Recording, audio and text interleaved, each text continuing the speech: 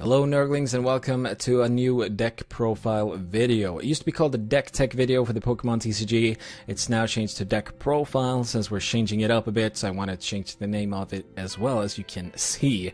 I am Nerdprobe, and today we're going to take a look at a deck created for the Pokémon TCG Online format Legacy.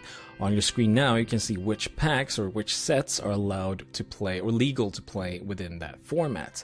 If you didn't know, Legacy is a format that is only used in the online version of the game, so it's quite different compared to the two formats that are used in tournament play outside of the online format or online game, so to say. So first of all, we have the Pokémon. The two main Pokémon for this deck are Scizor Prime and Klinklang with the Plasma Steel ability. The reason we're using these two is to get some very good protection against some of the strongest decks in the Legacy format, being Verizon and Genesect being one strong one, and Plasma Pokémon being popular in general. So the ability to stop EXs from hurting us and Pokémon with special energies to hurt us is very strong in this format. If you didn't already realize, Scizor Prime is the main attacker of the deck, Klinklang being a backup attacker if there's something should go wrong, if both Scizor Primes are prized or something like that. Scizor Prime obviously being the stronger attacker of the two, and also have the extra protection against special energies, but sometimes you gotta do what you gotta do. The nice and cool thing with Scizor Prime's attack, Metal Scissor, is not only that it can use basic metal energy to become stronger when it's attacking, but it can also use the old special metal energy that gave us the 10 damage protection. This actually counts as a metal energy for that attack. It's obviously not a basic energy, but the attack only specifies a metal energy, which this one is as well. So that's a really good synergy with the old one. The newer metal energy is called shield energy, I think. That would not work because it doesn't count as a metal energy, it's a shield energy, so that's kind of interesting. I guess they did that for balancing. Let's move on to our supporter Pokemon. As you can see on the bottom, the deck have 5 different Pokemon to support our main plan. For deck utility, we have Cleffa, Smeargle, and Jirachi EX. And these are used to make sure that we won't be missing out on any supporter play or a fresh hand of cards throughout the game. Also, don't forget that Cleffa is actually a free retreater and cannot be damaged by attacks while sleeping. So it's quite important when putting a Pokemon up front. Cleffa can actually just be there to retreat back into any other Pokemon the next turn. Next, we have Skarmory to use as an early active Pokemon that can help accelerate the energy to your benched Scyther or Scizor Prime. This way you can safely get more energy onto your main attacker while also keeping it safe on the bench. Of course, it can still be fetched out with Pokemon Catcher and such, but it's still safer on the bench than anywhere else. Also good to know is that Skarmory can search for the special metal energy that we have in the deck. Even though this energy is not considered basic, it's still considered metal energy. Just like with Scyther's attack or Scizor Prime's attack, this is a really cool interaction within this deck. And at the last spot we have Keldeo EX. Together with the Floatstone, Keldeo EX can use its Russian ability to let you swap to any of your Pokemon on the bench. This is also a great way to remove conditions like poison or sleep and certain attack modifiers from your active Pokemon.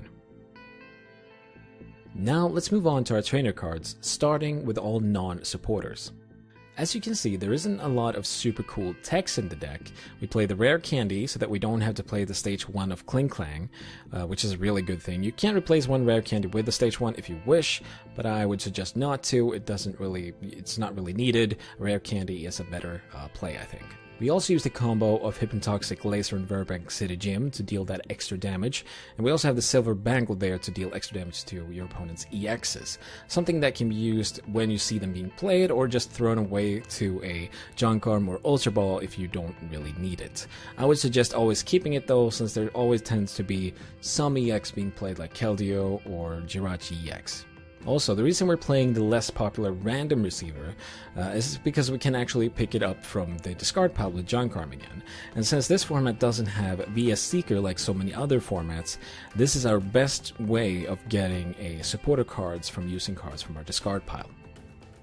Moving on to the supporters.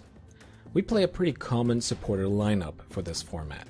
The two cards sticking out probably being Seeker and Twins, which are two cards that when they're good, they just win you games. Twins, when you're behind, can find you any cards you need, and that is just one great ability to have. We don't have teammates in this format, so Twins is the second best thing.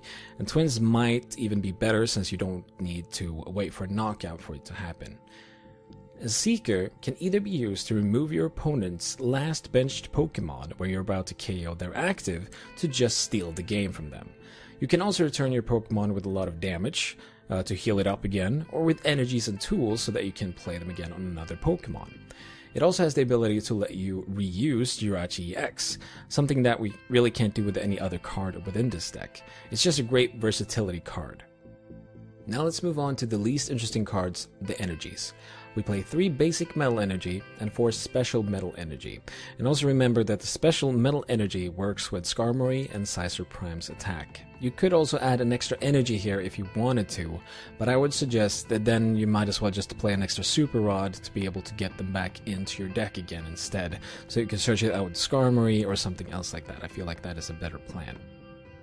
And that's it for the Scizor Prime deck, also known as Metal Control. I hope you enjoyed it. Now on your screen you can see the full deck list. If you did enjoy it, don't forget to hit the like button and subscribe if you want to see more deck profiles and other Pokémon TCG content in the future. Also, if you want to see decks like this played live, don't forget to check out the links down below to my Twitch page where I stream Pokémon TCG every Friday. You can also click right here to see my complete playlist with Pokémon TCG content. Once again, thank you for watching. I will see you next time. Take care, Nerdlings.